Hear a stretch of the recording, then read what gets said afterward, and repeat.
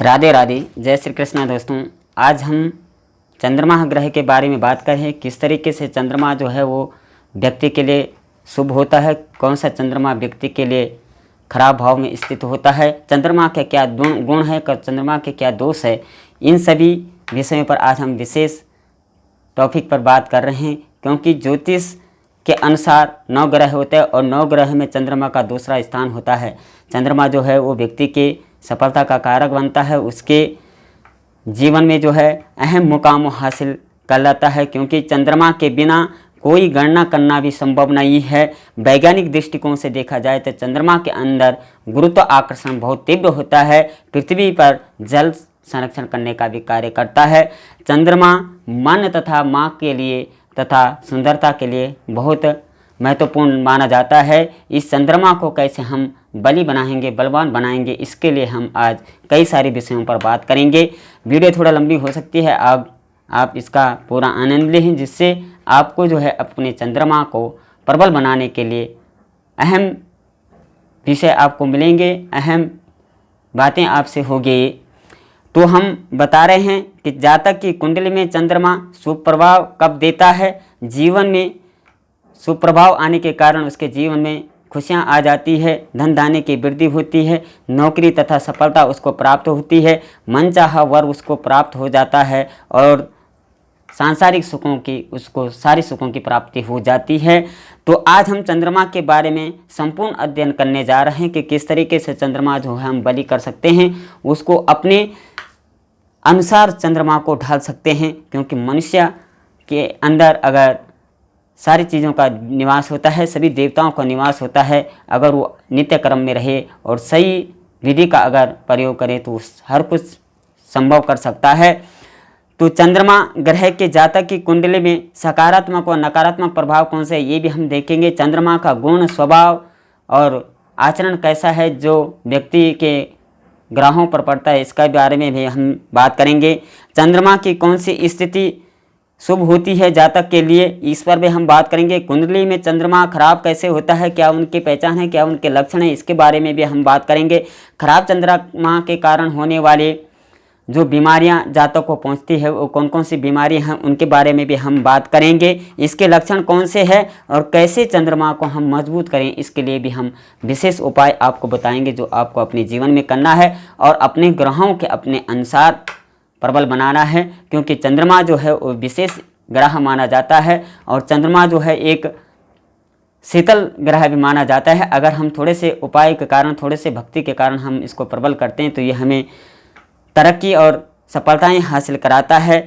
कहा जाता है कि समुद्र मंथन के दौरान जब समुद्र मंथन हुआ था उसमें 14 रत्न निकले थे, उन रत्नों में एक चंद्रमा भी था और चंद्रमा को शिव ने अपनी जटाओं में धारण किया। शिव का प्रतीक सोमवार माना जाता है और सोमवार को जो है वो शिव की आराधना की जाती है, भक्ति की जाती है। सोमवार को अगर हम कोई उपाय करते हैं तो उससे शिव भी प्रसन्न होते और चंद्रमा भी प्रसन्न होते हैं। शिव जो है वो त्रिलोकीनाथ माने गए हैं और थोड़ी सी भक्ति से भी वो प्रसन्न हो जाते हैं। विशेषकर जो है जब अकाल मृत्यु कोई सताती है तो शिव जी ही हमें उस अकाल मृत्यु से दूर करते हैं और पुत्र प्राप्ति के लिए भी तथा वर प्राप्ति के लिए भी शिव की आराधना की जाती है, चंद्रमा की आराधना की जाती है, जिससे हमें मनवांछित फल प्राप्त होते हैं। तो आज हम पहला टॉपिक जो है, पहला विषय जो है, चंद्रमा ग्रह जातक की कुंडली में चतुर्थ भाव कारक होता है, इसके गुण और स्वभाव कौन से, इसको हम जानेंगे।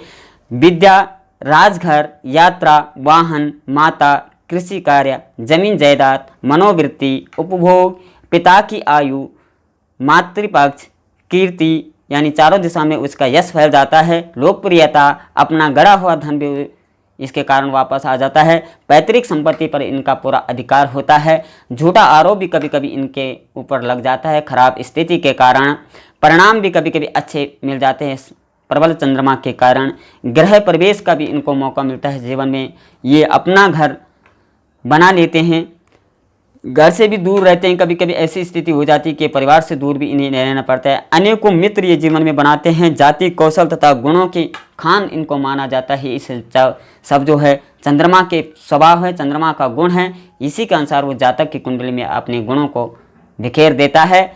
दूसरा हम देखेंगे कि चंद्रमा ग्रह जातक की कुंडली में कौन सा सकारात्मक प्रभाव डालता है और कौन सा नकारात्मक प्रभाव डालता है जो जातक को प्रबल बना सकता है। तो पहले हम सकारात्मक प्रभाव की बात करेंगे। चंद्रमा बली यानी बलवान होने पर जातक को संपूर्ण सुखों की प्राप्ति कराता है, अनुभूति कराता है, मानसिक सुख जो है उसके जीवन में आ जाता है, आदि दैविक आदि भौतिक और आध्यात्मिक सुखों को उसको प्राप्ति हो पाती है।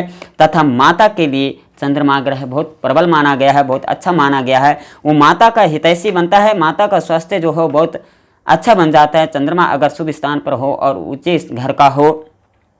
सफलता की राहें उसके लिए स्वतः ही प्राप्त होती जाती है। वो धीरे धीरे मेहनत करता जाता है और सफलता उसके करीब आती जाती है। सोचने समझने की क्षमता उसके अंदर तीव्र हो जाती है, उसके शब्दों का भंडार उसके अंदर बहुत तीव्र हो जाता है, जिस कारण उसकी जो गूढ़ रहस्य उसके मन में छुपे होते हैं, गूढ़ शब्दों का वो प्रयोग करता है, जिससे उसके समाज में मान प्रतिष्ठा बढ़ती है, उसका सम्मान होता है। अब हम इसका नकारात्मक प्रभाव देखते हैं कि जब चंद्रमा पर नकारात्मक प्रभाव हो, चंद्रमा बुरे इस घर में हो, अशुभ घर में हो, तो चंद्रमा का कौन सा नकारात्मक प्रभाव जो है वो व्यक्ति के जीवन पर पड़ता है उसको भी हम देखेंगे।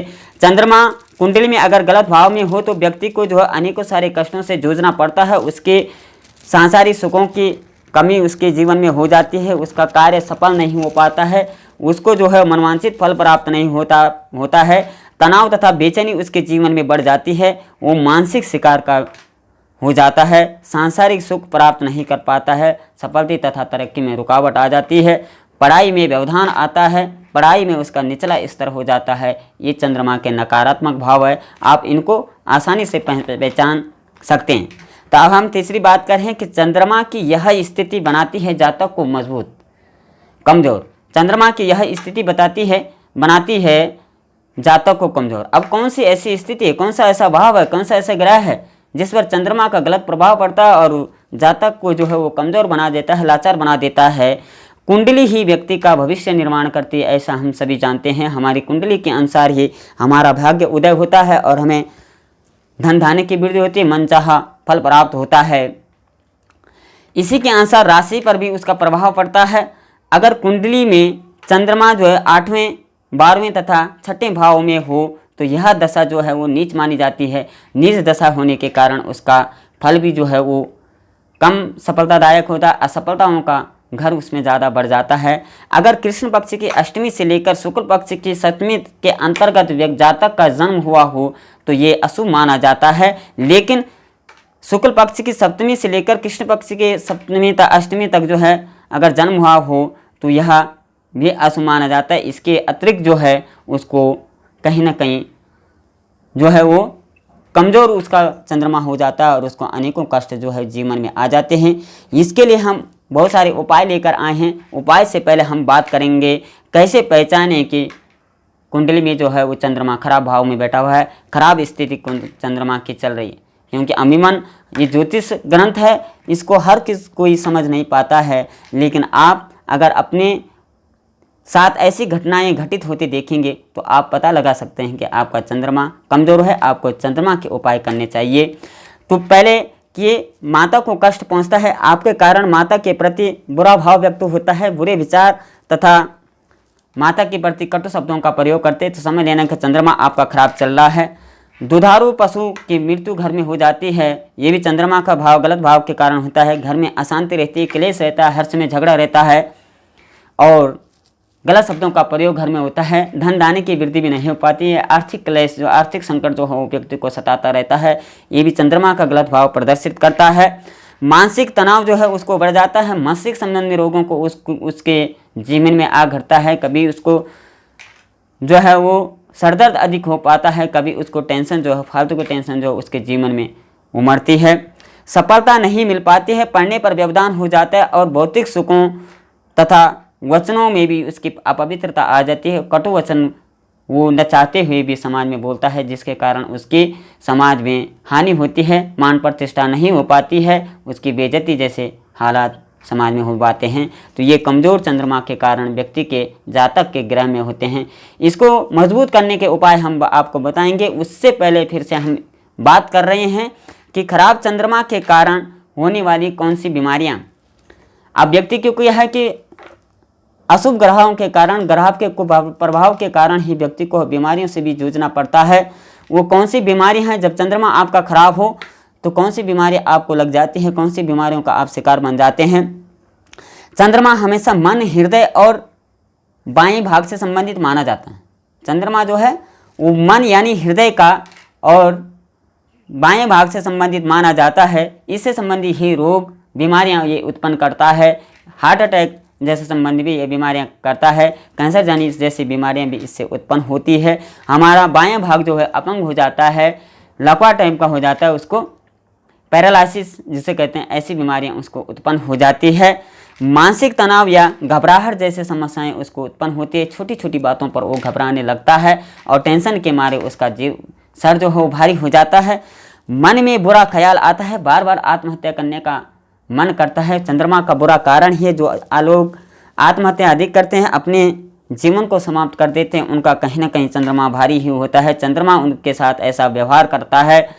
तो इसको रोकने के लिए आपको महम उपाय आप बताने जा रहे हैं। इन उपायों का अगर आप करते हैं तो जीवन में आपको समृद्धि आएगी, आपका चंद्रमा मजबूत होगा, आपको मनचाहा फल प्राप्त होगा। क्योंकि बिना उपाय के कोई भी कार्य सफल नहीं हो पाते हैं। देवताओं का कहीं ना कहीं हमारे ऊपर भी विश्वास बना रहता है कि हमारे भक्त जो है अनैतिक कार्य न करें। उसके लिए ये अहम उपाय आपको बता रहे हैं, आप इसको अवश्य पूर्ण करें। चंद्रमा को मजबूत करने के कौन से उपाय हैं, ये है इस प्रकार है।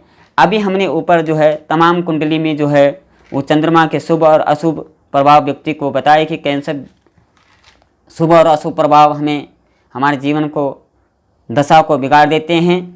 तो आइए ये उपाय है, क्योंकि हमने कहा था शिव जो है वो शिव चंद्रमा का स्वरूप माना जाता है। चंद्रमा का ही उपाय आपको करना है, शिव का उपाय आपको करना है। सोमवार के दिन व्रत रखें, शिवार्चन करें, शिव पूजन करें, रुद्राभिषेक करें, शिव महिमा का वर्णन करें। आपके जीवन में चंद्रमा मजबूत होगा, सफलता प्राप्त होगी। जब भी उठे पहले माता के पैर अवश्य छुएं। जब घर में है आप तो माता को अधिक प्रसन्न रखें। अपने विचारों से, अपनी शारीरिक क्षमताओं से, शारीरिक एक्टिविटी से आप माता को प्रसन्न रखें। माता जितनी प्रसन्न होगी आपका चंद्रमा उतना प्रबल होगा। जब भी उठें तो घर में क्या है, अपने जो इष्ट देव है, कुल देव है, उनकी आराधना जरूर करें। कुल देवताओं को नित्य दिन जो है वो वंदन नमस्कार जरूर करें और सूर्य को अर्घ्य जरूर दें। इससे भी चंद्रमा प्रबल होता है। घर में मोर पंख अवश्य रखें और मोर पंख को जो है वो विष्णु भगवान का रूप माने, यानी श्री कृष्ण का रूप मानने से भी, उनकी आराधना करने से, उनकी भक्ति करने से चंद्रमा प्रबल होता है। शरीर पर चांदी को धारण करें। चांदी भी जो है वो चंद्रमा का ही प्रतिरूप माना जाता है। चांदी को अवश्य धारण करें। चांदी का शिवलिंग घर में रखना भी और रोज उसकी नित्य वंदन करना, पूजा अर्चना करना, शिवार्चन करने से भी चंद्रमा प्रबल होता है। घर में बुजुर्ग महिलाओं का सम्मान करें, आस पड़ोस की बुजुर्ग महिलाओं का सम्मान करें तथा जितना हो सके आप हर बुजुर्ग महिलाओं का सम्मान करें, उनको प्यार प्रेम दें।